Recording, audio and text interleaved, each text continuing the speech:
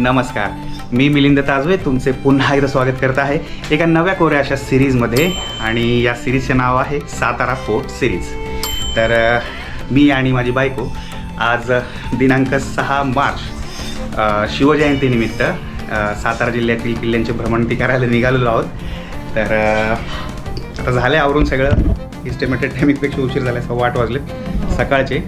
आणि चला सातारा जिल्ह्यातील या प्रवासातल्या पहिल्या किल्ल्याच्या प्रवासासाठी आपण सुरुवात करूयात. चला तर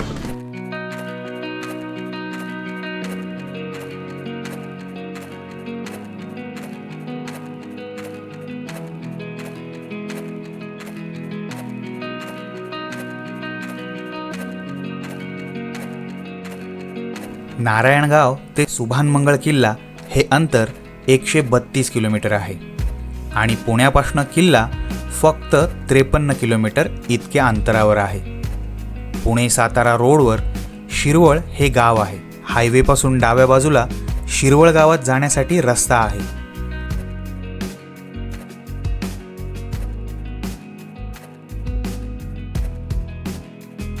शुक्रवारी बाजाराचा दिवस असल्यामुळे बाजारपेठेत रस्त्यावर विशेष गर्दी होती. गुगल मॅपच्या मदतीने आपण किल्ल्यापाशी थेट येऊन पोहोचतो.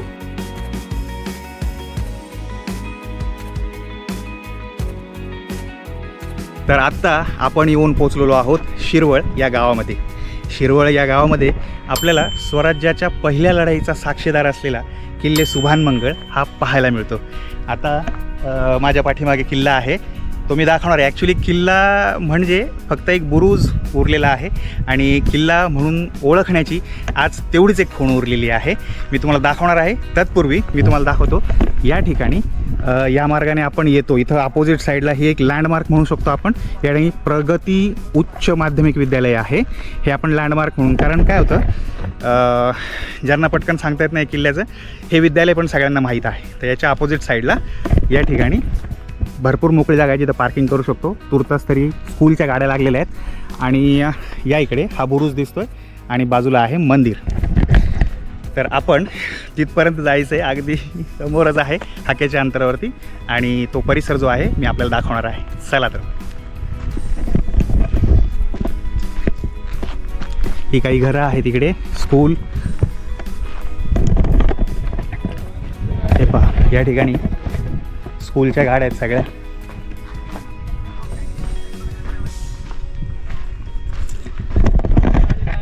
भरपूर म्हणजे काय आलं आहे, ऊन जे आहे इतकं वाढलं आहे. घरून निघताना उशीर झाला होता, 1 वाजले आत्ता. हे पहा, या ठिकाणी आपल्याला हा बुरुज पाहायला मिळतो, जो की एकमेव खूण आहे किल्ला म्हणून. हे पाहू शकता. हे पहा, या ठिकाणी विरगळी आहेत 2. या ठिकाणी आपण पाहू शकतो, या ठिकाणी 2 विरगळी आहेत, 1 आणि 2. आणि हे काही शेंदूर लावलेले आहे तिथं. या ठिकाणी एक मंदिर आहे जे की दुर्गादेवीचं आहे. आय गेस बंद आहे. येस, आपण आतमध्ये जाऊ शकतो, पण अगोदर आपण शूज काढूयात बाहेर आणि मग आतमध्ये प्रवेश करूयात.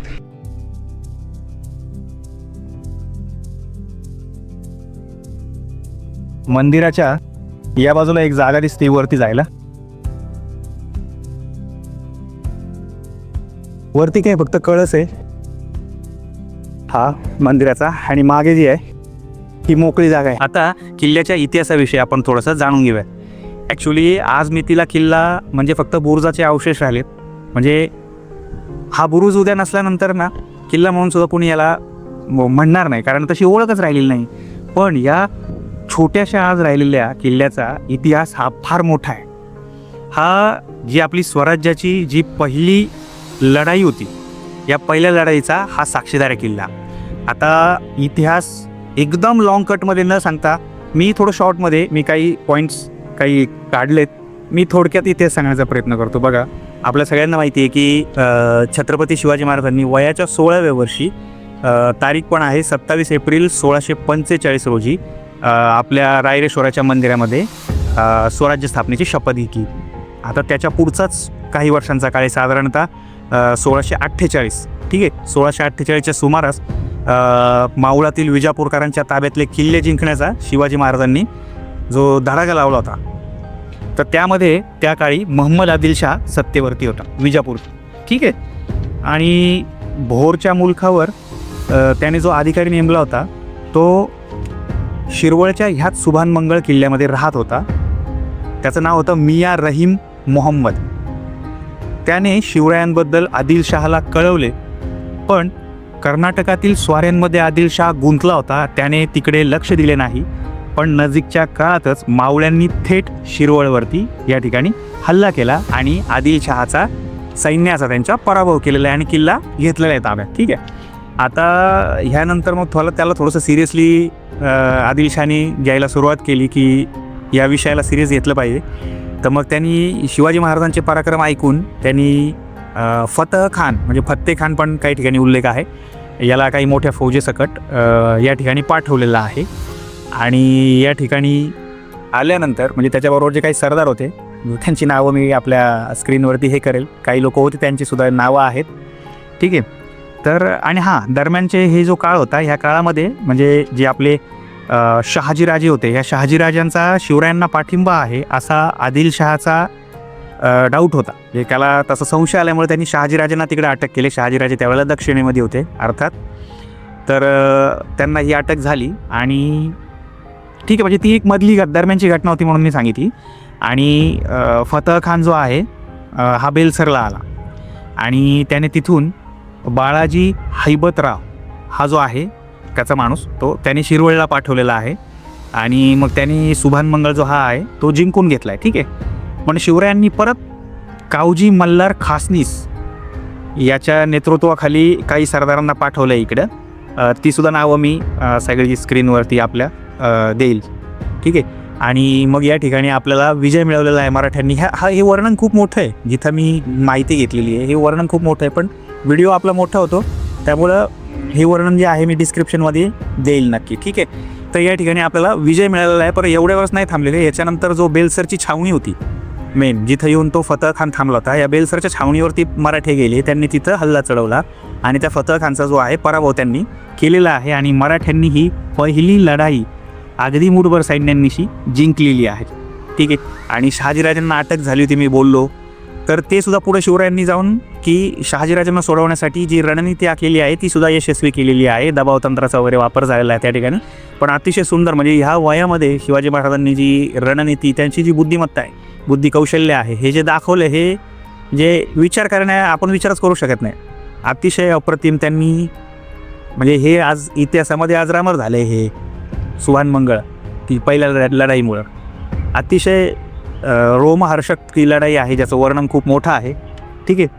तर मी म्हणाल अशा प्रकारे हा जो सुभानमंगळ किल्ला आहे आज काहीच इथं राहिलेला नाही आहे. त्याचंच फक्त थोडंसं हे वाटतं की एवढं मोठं हिस्ट्री असलेला किल्ला आज फक्त एक बुरुज म्हणून या ठिकाणी राहिलेला आहे.